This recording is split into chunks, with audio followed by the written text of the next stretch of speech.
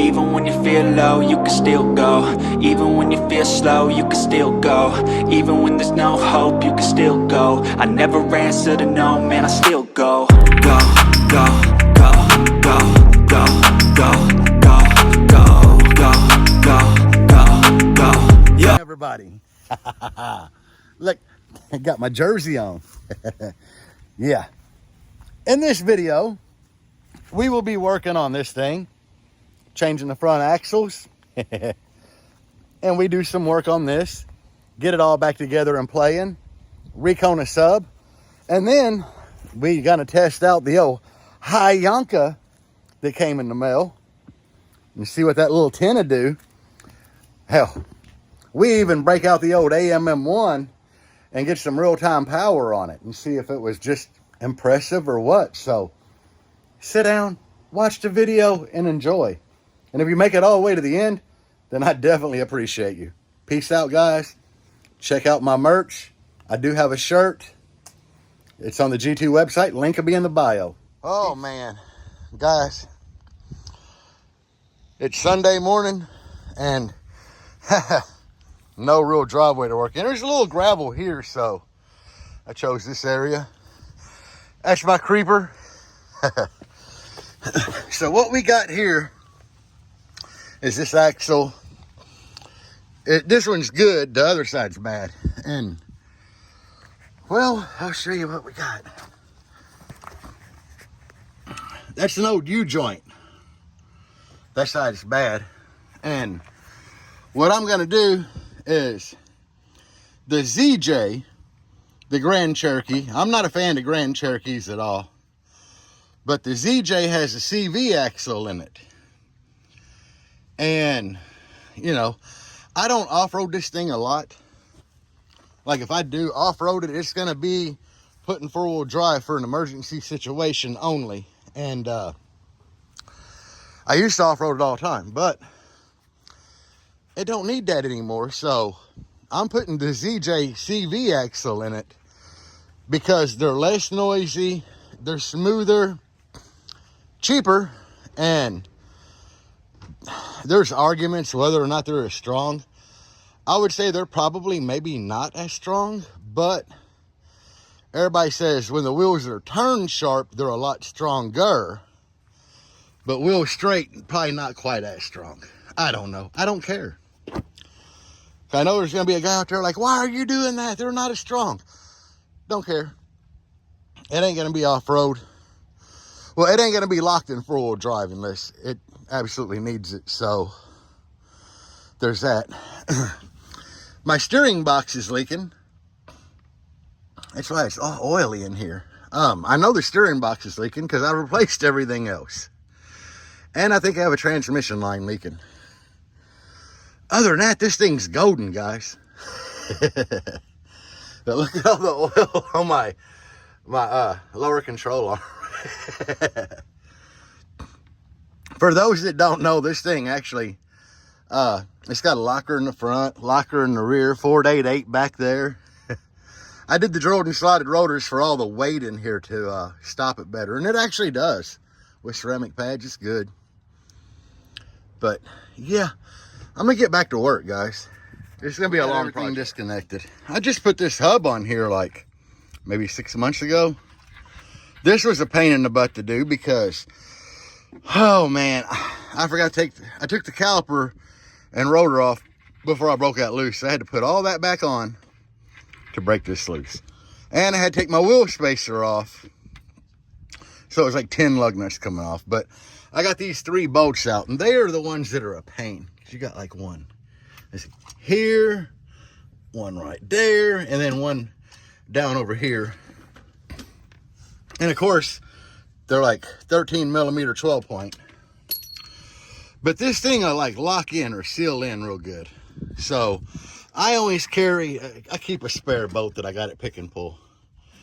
I'll screw it in there and I'll beat on this one with a hammer to pry this there, pop this thing out. That's an old Jerry hack right there. But hey, look, the axle, yeah, the axle just pushed in, so it'll come out really easy once I get this off, which is gonna make my wheel light, yeah, fall.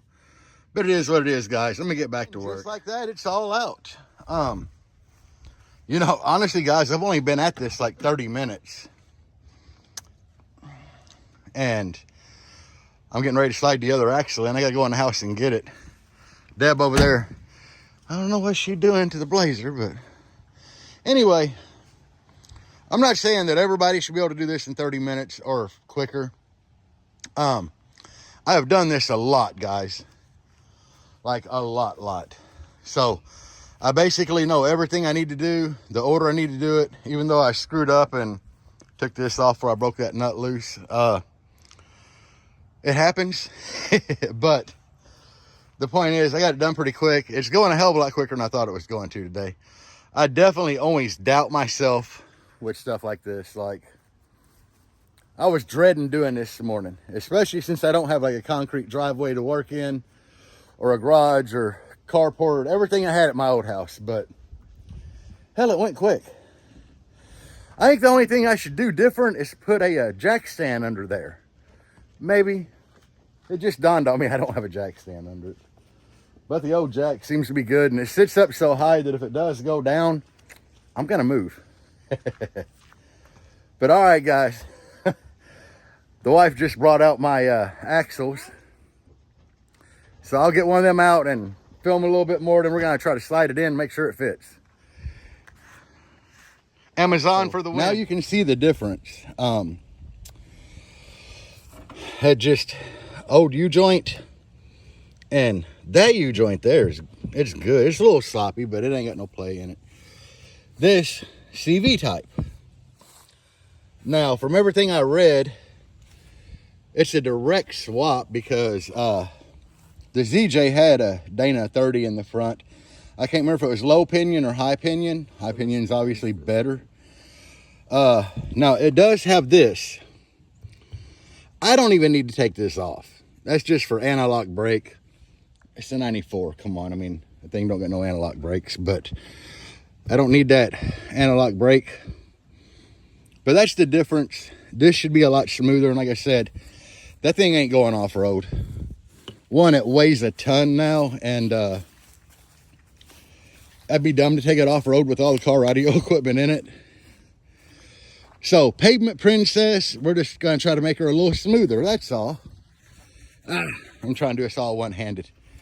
But, all right, if I can get this in here at one hand and hold the phone and film, I'll be doing it. It would be nice. I'll come film. These are really, really easy to put in.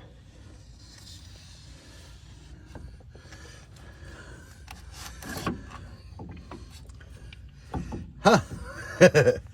Let's see. Yep. I see the drive shaft up there trying to turn. That's all it took, guys. Now, once I get this spindle back on, it should be easy peasy. And the ABS ring will fit perfect in here and be centered and not rub. I guess what they did on the ZJs is, they probably have a hole here somewhere. That'd be the ideal place for that damn ABS sensor. Okay, so that's definitely my opening for my rotor. And we got this. Well, that goes on too.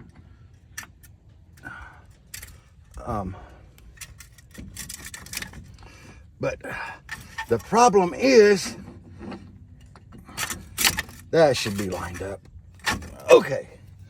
Woo-joo-joo. I don't even know. I wasn't speaking English there, guys. Sorry.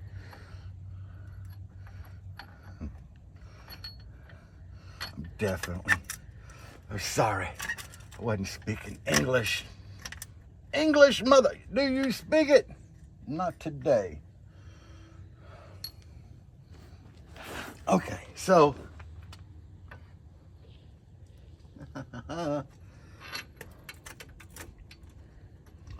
just gotta give that a little wiggle. I try to use power tools for everything that I can.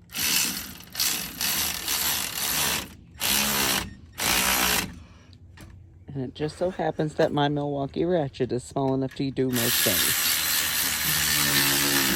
So, we got 2 out of 3 in.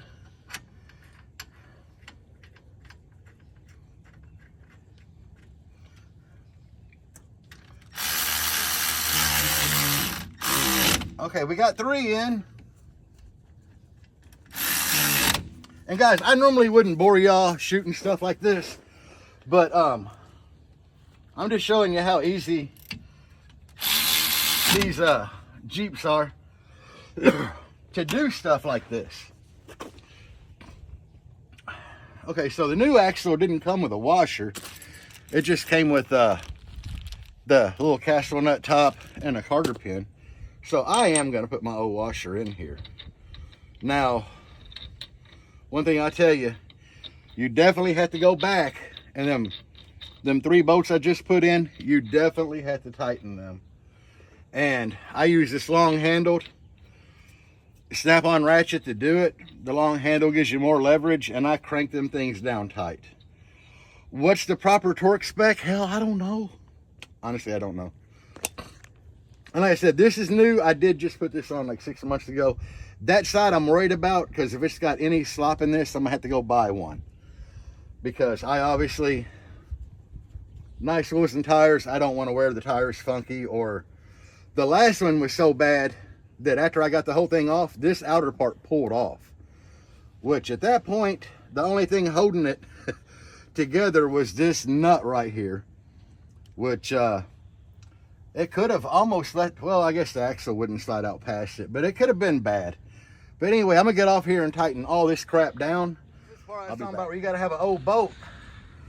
Just screw in here. And she's a tight one today. There we go. Woo, woo, woo. Oh, I hurt my arm. Putting the tire back on the front. Something in here just like snapped. It was loud. And that's why I carry an old bolt. Because if you try to use one of your good bolts, you're going to mess the head of it up. And since it's like 12 point, well, that ain't the socket. Oh yeah, this side. But anyway, this is never going to fit that again. So that's why in my tool bag, I always carry an old bolt. And see how that's tapered right here? I mean, it still was in there really good. And this, woohoo, that's still good too. Don't need to replace that today. All right, guys. This is the long axle, and you can see right here. Look at all the movement right here. See that? That's what was bad. And that's the bad axle. Throw it on the trailer so I can go to the scrap yard.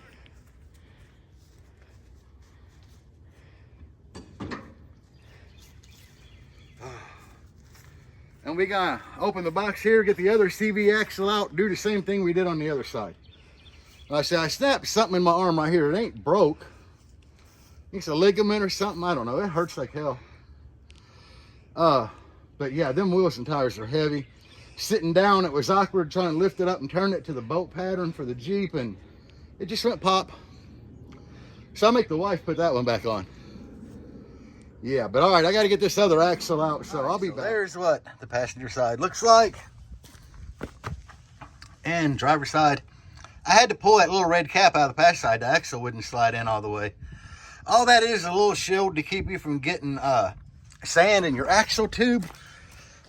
If you've ever toured into one of these Dana 30s, the seals are right there beside the carrier. That's where the seals are at. So there's no seal actually on that end. It's just like a little dust cap. A little plate usually on the axle. I don't know, but I just drove this thing around the neighborhood, and I'm gonna tell you, it's quiet now. Every time I used to turn, I could hear a little like chatter, and it's gone. And I found out it was that one bad U-joint. making the majority of it. But I think the old U-joints just have a little chatter in them regardless. These are like way smoother and quieter.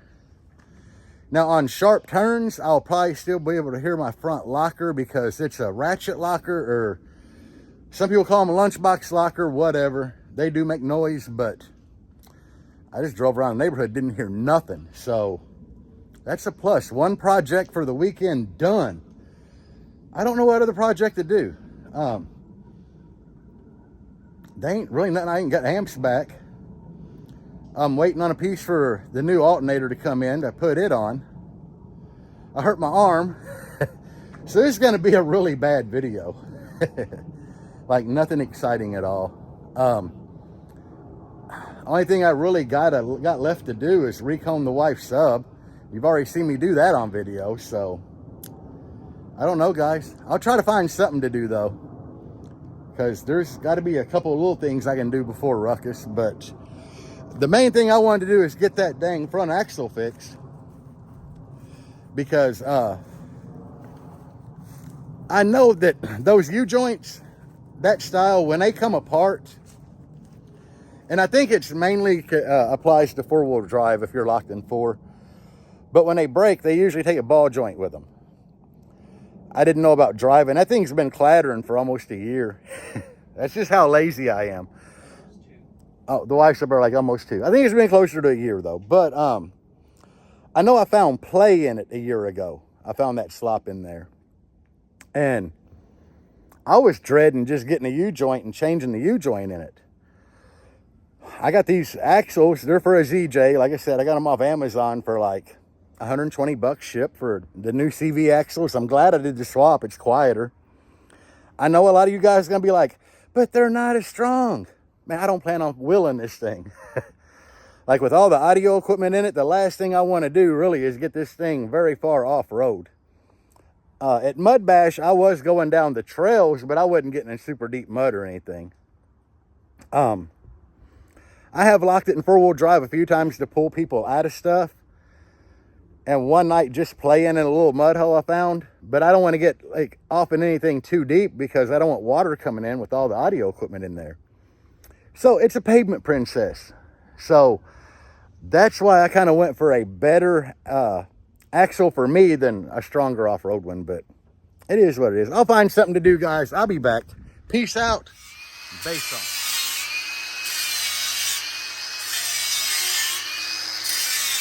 That's good. Just working on around.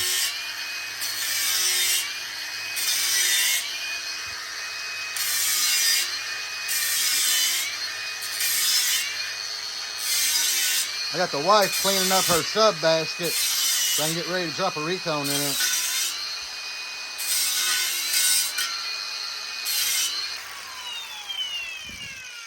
Just some little areas like through here, but I mean, for the most part, she's good.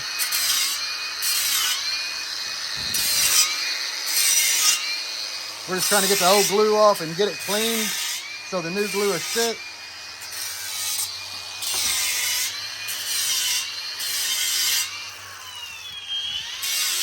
Looks good to me. Now, guys, let me tell you something. On here, you see these around here? This sub was put together, and they covered the spider ring, which is a metal ring. They had put it on, put the screws in, and just globbed all of it with black CA glue. I could not get any of the screws out. I only got one out. But I tried like putting a pick in the head of the screws. I tried everything. Heating them with a torch. Yeah. Finally, what I just wound up doing is grinding the heads off, prying the OP spider off. Then there's a little bit of them sticking out. I couldn't get it. I tried putting little vice grips on them and turning them out. I said to hell with it. A lot of build houses use a spider ring that bolts in. Some do, some don't. Like a lot of sundown subs don't have them. So do you need it? Absolutely not, You put enough CA glue on there, especially with this basket design. I can get like 1, 2, 3 clamps easily, 2 here. But I can get enough clamps in there that I globbed some old Star Bond on there really good. I don't have nothing to worry about. So, anyway, that's it. You know, I let the wife, she wanted to help a lot with this project. So, I did, I let her do the grinder up here. I cleaned all this up because I had to grind them little studs down. But, hell, everything's smooth now. It'll take CA glue like a champ. Got my little air compressor blew up, so I got to blow this out. And the coil gap, in case there's like pieces of wire in there, I need to blow it out really good. And then, hell, I'll just put the drop in here. But all right, guys, I see we got a recone in here. Everything's glued up, looking good. Yeah, I don't know. Got the old alternator on the dust cap holding it down. We just got to sit on there for a while. The wife's getting ready to bolt the leads up on the terminal, so we'll see how it does. I mean, we'll slap that bad boy in there. I had to take a little break and get me some Mickey D's for lunch. I'm a cheap bastard, so you know me, I just had an old McChicken with some pickle on it, no lettuce. But I'm struggling today, guys, trying to find y'all some good video footage. I did, however, get one of those tins that Chinese company is supposed to send me.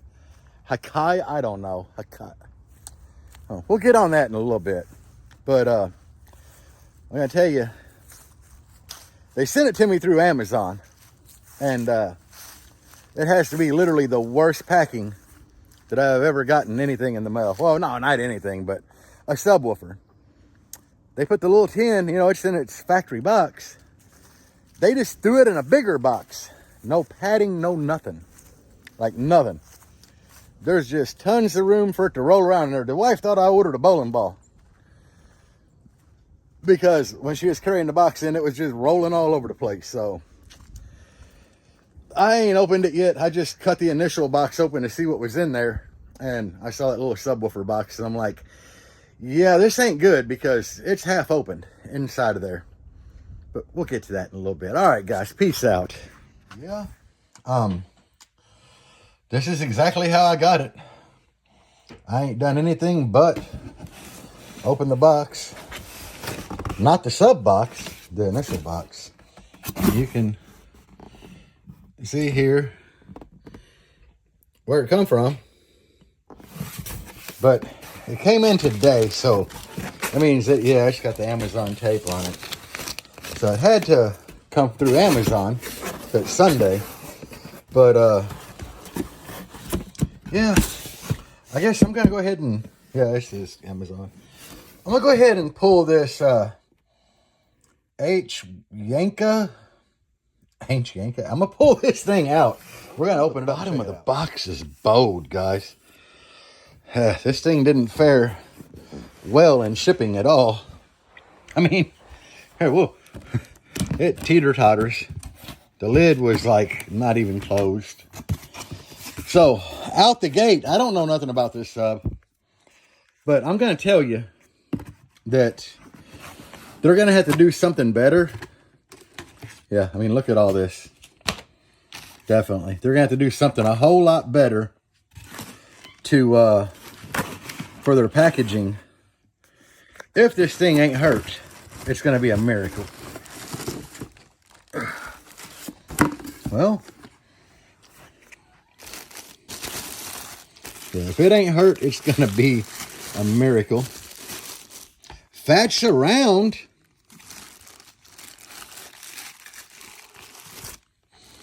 It's cute. My wife said, like, it's cute. I'm looking for broke basket or anything, which it's literally a miracle that this thing didn't get hurt in shipping. Ooh, we got a little bitty voice coil in there, but the guys, it survived. Like the worst packing that anything could ever have shipping through Amazon, and it survived. There's no coil rub, which is a good indication that the motor didn't shift. It's tight. Look at the spider. The spider looks kind of cool. I mean, all in all, that looks like your typical Chinese sub. My cat's over here trying to get in this box. Oh, my arms hurt still. It's got a pretty fat little booty. Push terminal is a dual 4.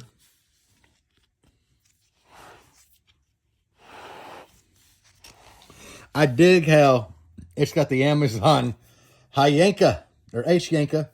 Yanka. I don't know. Impedance 4 ohm. I'm assuming it's going to be a dual 4. Yeah, I don't really know what to say. I mean, it seems like it's a decent little sub for your typical like Chinese build house. Try to get some coil, you know, footage in there. I'm gonna say this thing's got like a 2-inch coil. Hold on, let me look in the book. Oh, wait a minute, there wasn't one. See what it tells us on the box. Yeah, nothing. Here's the manual. Okay, so it is a dual 4. Y35 grade double 2-piece ferrite magnet. Oh, 2.5 inch black aluminum. That had to be the voice coil. Frequency 45 to 1,000 hertz. Yeah, right. It's never going to be played that high. That's pretty much, you know, we got the high pressure series. This is pretty much the manual right here. You know, there's no FS or BL or any specs there. And looking in what's left of the box, you know, there was no type of manual. So I don't know, guys. I really don't know. I mean, what can we do with it? I mean, it's still early in the day.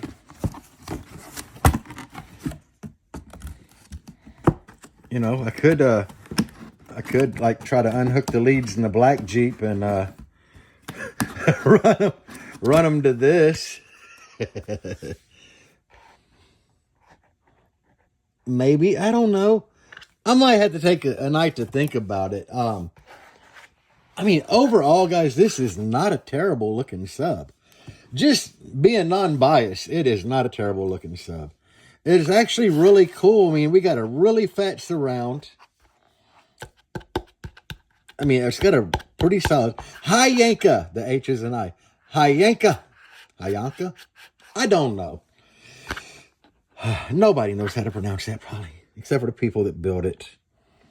Overall, it's not terrible. I mean, it's got some really small tinsel lead on there that are singled, but this is a small sub. You know, 2.5 inch voice coil. I would have no problem putting 3 of these things on that Power S5K. Maybe even my 2 DS18 5Ks. You know, run like 1 coil from each amp or from each sub to the amplifier at 4 divided by 3, 1.33. It's a 2 ohm amp. Yeah, that would be great. 2 5Ks on, you know. It looks beefy enough to handle it. And guys, I'm gonna be honest with you. I would say that this is about the same size or same looking as an EVL 10, but I think this thing has a bigger motor than the EVLs. I don't think EVLs have motors that big. Every EVL motor I've seen is like the size of a McDouble. And I'm not even trying to hate on Scar at this point because their VXFs are pretty good. And the DDX. But I don't know. Not a bad looking subwoofer. We're going to have to do some testing with this bad boy though, for real. I'll be right. It's moving. I got the bass knob turned up a little bit. Something's got to happen. Maybe not. Maybe I need some more bass knob. I was trying to start this a little slower. Well, what's going on with it? There we go.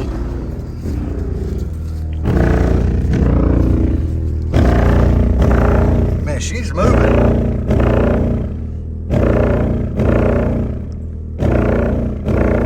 Is it hard to hold down? It's a little difficult. Wow, look at how much that thing's moving. Wow. She's eating, guys. Wow. I'm gonna turn that down some. Oh no. I was like light on the bass knob. Yeah, I was light on the bass knob. I'm playing music, so it's like the skips in the song. I can feel it. There we go. This is really turned down. Wow. Look at that.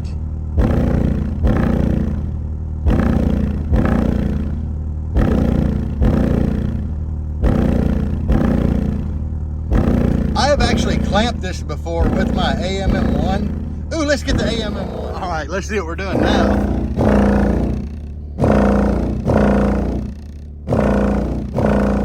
We hit 500 once. 529.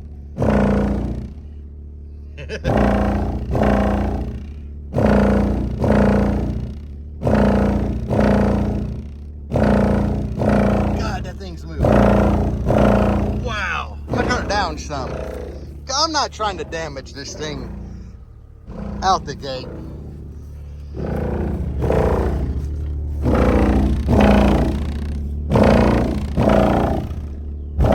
But look at, I mean, we're knocking on 400. This song. That's just a song, guys. It's knocking my everything.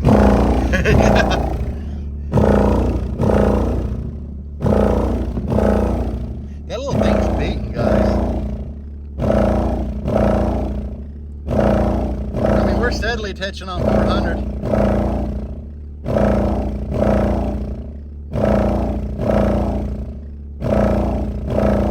Wow. All right, we're gonna go turn it down. We're not trying to kill it. So, does it feel warm at all? It's a little lightly warm. I mean, it's just barely like above room temp in there. I hate to say it, guys, it's a pretty decent little sub. The bad thing is, I was looking on their YouTube store their Amazon store yesterday, and they really didn't have anything listed on it. I don't know if they ran out of stock. I know they had some 12s the other day, and yesterday I didn't see much. But, guys, I mean, you saw me beating this thing with like pretty regular 500 watts on here. It's a little 10. I mean, she jumping. This thing, it's got a lot of X-Max. I was impressed. With, you can kind of get that blurred image. I love the cap, how it's got that, because it gives you a focal point to see move up and down for the excursion. But she was taking a solid 500 watts. Was it hard to hold down? Yeah. The wife was fighting to hold it down. She's got a little. And if you heard any like weird rattle bumping, that's the back of the motor beating on this. But As I was trying to hold it. yeah, we broke out the AMM1 just to see real-time power that I was beating on it. I'm not trying to kill it, or I'd turn it up more. I mean, I'm trying to figure out if I can turn it up a little bit more just to see if the wife can hold it down. Let's try it one more time. Let's see what song we're on here. Okay, we got to go to the next track. Let's see what the next track is. Get back rub. Okay, hold on here.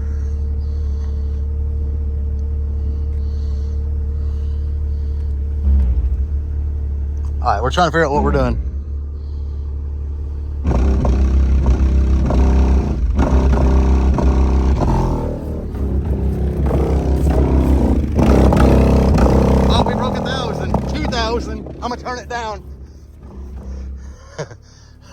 All right, let's see if it's all right. I broke 2,000 watts. Still sound fine? All right. I'm gonna turn it off, guys. I mean, y'all seen it on there. That thing peaked at like 2,000 for a minute. It's not even hot. It's loosened up quite a bit. Yeah, y'all saw that. I know y'all saw the 900 and then like 1,000, 2,000. That is the most I want to do to this. Don't want to do no more, huh? Especially straight out the box. Yeah, straight out the box. I mean, I hope this makes a good video for some of you guys. But yeah, I mean, I can't believe that. At 1,000, peaked at 2,000 there for a second. I mean, I don't even know what they sell these for on Amazon. You know, I tried to find it so I would be better prepared for this video, so you guys would know how much they cost. I didn't even really look at the price on the 12s the other day when they were on there, but their store was empty. Guys, I think 3 of these would be badass in a little build. With a little more power. I mean, obviously they're going to take a whole lot more power inside of an enclosure because, you know, you have something back there for suspension. Like the air suspension you build up behind the cone than just free air in it. But I was impressed that it was taking that kind of power steadily. I mean, we were over 500 watts there for a while. They're sold out of everything. Yeah, I don't even get the price on the wife's Amazon, but 3 of these would be beasts, guys. I'm really impressed with the subwoofer itself, especially for free air in that 2,000 watt there for a second. But just the X Max that it has is really good. I think they would be great little budget. If they're budget, I mean, I think they would be a really great budget sub. They're supposed to send me 2 more that were bad packaging that they couldn't sell, which that's cool. I might build them and put them in something. You know, with either that Corsys 5K or one of my DS18 or 2 of my DS18 5Ks. It would be a bad little setup. Anyway, I got to get all this unhooked and get this black Jeep back to normal. And if you're wondering what I was powering that with, that right there, that's the DS18 GFX 3K 2 ohm. That's what I was powering it on. You've seen it clamp over 2K. Guys, the volume on the head unit is down pretty low. The bass knob is down pretty low when I got that 2K out of it. I played with it a lot before on an AMM1, and the most I was getting out of it on music was 2K. Maybe just not the right song. Is it safe to unhook? Yeah, you can unhook it, babe. This here is my 48 amp hour headway that I built out of the Super Beast, just the parts that were in the Super Beast module. They come with the studs to connect 2 cells, and they had the plates already, so it was like, the plates were perfect size for a 48 amp hour. Got my little balancer on there. These were the copper end plates. That one was positive, one was negative on the Super Beast. They were perfect. So, yeah, everything there is just built out of the Super Beast. My wife's already over here unhooking stuff. She's awesome. It's unhooked. Yeah, and the only wire I had was a 14 gauge speaker wire. I looked for a wire to do this test, and I couldn't find anything but this. It's OFC. It handled that power fine, guys. But yeah, this is going to be the highlight of this video, guys. I hate to tell you, it probably is. We got Deb's sub done. We got to put it back in tomorrow and maybe turn it on, see how it sounds. But this will probably be the highlight because I had a lot of fun doing this. And it's really why I wanted to keep this black Jeep no wall. Just for testing stuff like this when people send it to me. I definitely want to build an enclosure for these now. But all right, guys, get that sub reconed. I hope y'all enjoyed the what is it? Yanka? I don't know. That was fun. I really had a blast doing that. And a lot of you guys said that you liked seeing the unboxing and maybe something in action, and that was the best I could do because I don't have an enclosure. But we're gonna break it down, keep it real for you guys right now. Normally, I would have jumped at the opportunity to film more of the recone. My wife here, Deb, look at the camera, Deb. She is on Team Synergy. Team Synergy don't have recones for their WFO subs. Yeah. When I originally got the 415s, one of them was broke. The basket on it came in broke. I sent that back to Kurt to get a replacement. When we told Kurt we had a bad sub, he had that broke 15 there. And this kind of guy he is. He didn't charge us for nothing but shipping. He actually took apart that broke basket 15 and got us the drop in out of it. Now, he got that thing out clean. And you can, I'm going to tell you now, you can pull a sub apart with a heat gun. Just go on the cast aluminum basket around the back side and get it hot enough, the glue will come apart clean. And then you do the same thing for a spider. Just heat it really hot with a heat gun and it'll come apart. I mean, it was amazing how clean that came out. But when I removed the dust cap and the compression cap, I bought super glue debonder, and it'll break super glue down. And before it actually broke the super glue itself down, it kind of messed up the paper on the cone.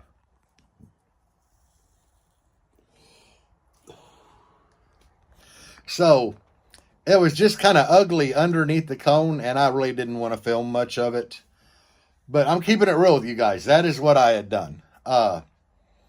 You know, we're really close to Ruckus. I didn't have time to get 4 recones made for her subs. And Kurt's like, hey, I got this one here. He's the owner of Synergy. He was nice enough to pull it out and, you know, tell us how much shipping was. And we got it. So I learned a lot doing that. I learned a lot about CA glue debonder. You can buy it on Amazon, like $10 a bottle. But it did kind of, that first layer of paper cone, the shiny one, it kind of made that look janky. I just didn't want to film it because it looked janky. Thinking back, I should have, just to let you guys know what you can and can't do, and doing things people have never heard of. We got the sub together. Right now it's sitting in there with an alternator on the dust cap because I had to glue like the compression cap, which goes under the dust cap on. I CA glued it and kind of brushed CA glue, thick CA glue with a paintbrush, like a small one, over the area where the paper cone kind of separated, taking everything apart to, you know, put a good layer on there, stiffen it back up and everything. But after we put the compression cap on, or the dust cap, you can't even tell it was ever apart. So this is something cool because I learned a lot doing it, and I'm letting you know you can do it. But anyway, we're going to sign off for tonight. I'll be back tomorrow. Say bye, Deb. Bye. All right, peace, guys. Well, it's Monday morning, Halloween. Happy Halloween, guys. The wife is in here wiring her subs up. She went ahead and I told y'all I messed up my arm yesterday, so It's done. she came out and took the sub that we reconed, stuck it in. Like, she did all this by herself. Got everything nice and wired up. You still got to wire the back one. You didn't wire it? No, I just stuck it in. I appreciate that. So you got the wires hanging back there. You should have had me wire that before I put this ass in. I thought you knew. Thanks. No. I thought when you put one in, you would wire it. See what I deal with, guys. But yeah, she's getting that. We just got to put all the port pieces back in. And then we can test, make sure it plays. But it all ohmed out good and everything, so.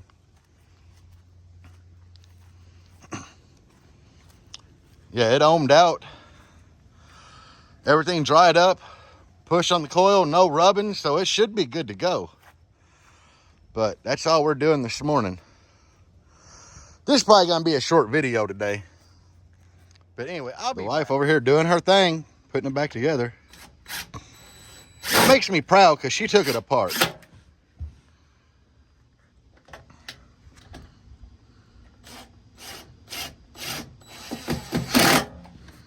she took it apart, she can put it back together. Is what I'm thinking. I'm probably gonna have to help her hold this, but get this right lined up. Come on.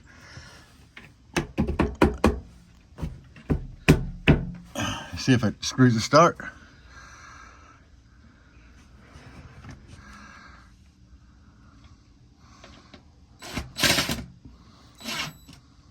No.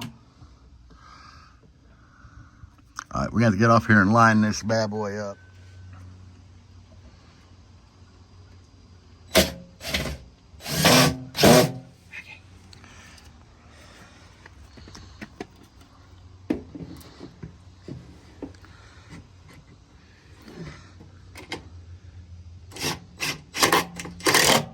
Dang, the wife on it today.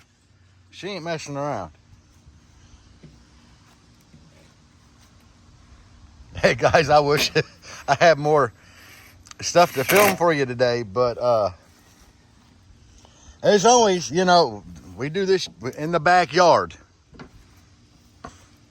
I know there's a few people who like to talk smack about what I do on this channel, but you know, the reality is it is all in the backyard. And I like it that way. I mean, I'm sure a lot of you guys don't have shops to do all this stuff in. So you're going to be just like me. You're going to be doing it in the backyard. And I hope some of y'all are fortunate enough to have a wife that's a basshead that get out here and do some of her own stuff. And honestly, that's what she wanted to do. You know, she took all this apart, pulled her own bad sub out, and she wanted to put it back together. So I ain't gonna tell her no. Like, no way. She can be mean.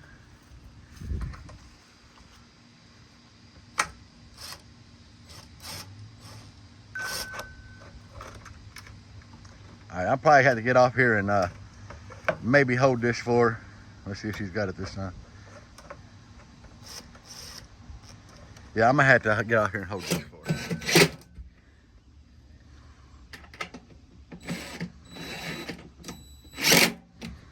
And there we are. It's all back together, guys. I had the bass knob unplugged because we were up on the console and stuff, so. But her bass knob's laying on the dash. I don't know. I mean, I kind of need to reset the gains on the amps, but maybe not. I mean, all I did is swap bass knobs. Generally, when you do anything like that, you want to reset the gains on the amp. So I might reset them today. I might not. We still got 2 weeks before the Ruckus show. So that might be a last minute thing that I do. But I just feel good that we got this back together, done. And guys, we did a test play on everything after we put the sub in and wired it up, and it's still nasty. So I mean, we didn't turn it up loud because we're here, but we hit like volume 12. I rolled it up on the bass knob and it was doing good. The sub that I reconed, it was nice and quiet. Well, not quiet, like it was producing bass, but there was like no scratchy noise or anything. Which, when you recone a sub, you're always worried about that. And, you know, like I told y'all yesterday, that sub, the recone in that sub was pulled out of a broken basket sub. So, you know, it's first time doing something like that. But, man, for a last minute pinch, to get this thing ready for Ruckus, you know, Curtis Energy came through with a great idea, and you know, we cleaned the basket up, dropped it in, shimmed it, glued it, put everything together, and it's working. So I learned something from that whole experience. And I know I ain't brushing my hair yet this morning. It's still early for me, guys. I slept in today. But anyway, thank y'all for watching. I'll be back in a little bit with something, I'm sure. We'll find something to do. Say hi, Def. As always, guys, I'm adding names. There are so many. Like, there are so many names on here. But yeah, when they come in, well, you know, I have to check like weekly to see who has subscribed to the YouTube members, and I'll take a picture and I'll add your names in here. And then Patreon, if you subscribe through Patreon, it automatically like gives me an update or an email. So I try to get out here weekly, whether I record it or not, though. I try to add names on here. And yes, a lot of the names in here get covered up by the amplifiers, but while I got 2 amps out, it's a great time to fill the wall up. How long am I going to leave this like that? This is going to stay like this, you know. I really had no need to change it or paint it. You know, at some point, I would like to move these. I hope this is filling it. Move these things here to the sides, which is going to require me to pull all the subs and probably break the ports apart, get in there, drill the hose, and peg these. And I'm going to give y'all a little secret. I don't think I've talked about it before, but what about the hose? That's 1/4-inch threaded rod, and it's worked great. I drilled the hose with a 1/4-inch drill bit, so that rod fits in there tight.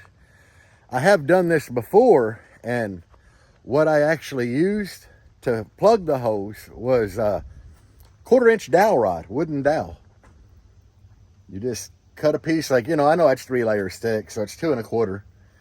I cut a piece 2 1/4, and I basically just dip it down in a bottle of Tight Bond wood glue to get it coated, and just tap it in with a little hammer.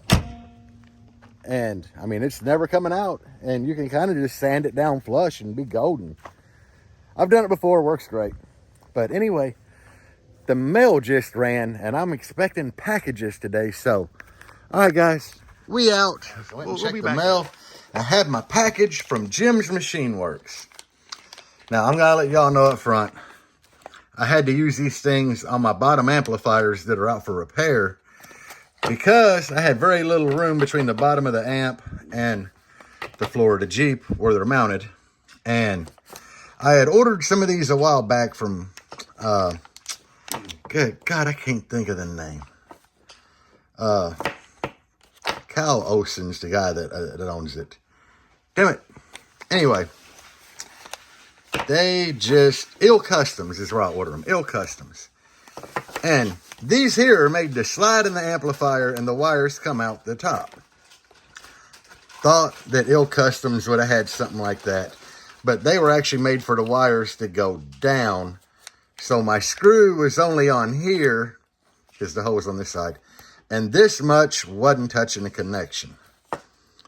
And I had messaged the owner, or well, I had messaged Ill Customs about it, and basically got a screw off. Now, you know, they told me to pretty much screw off. They wasn't doing shit. They didn't offer anything, whatever. Jim's Machine Work, however, has a drop-down menu for these. You can get these bad boys made to where the wire comes out the side, the bottom, the top, however you want it. Which I think is amazing.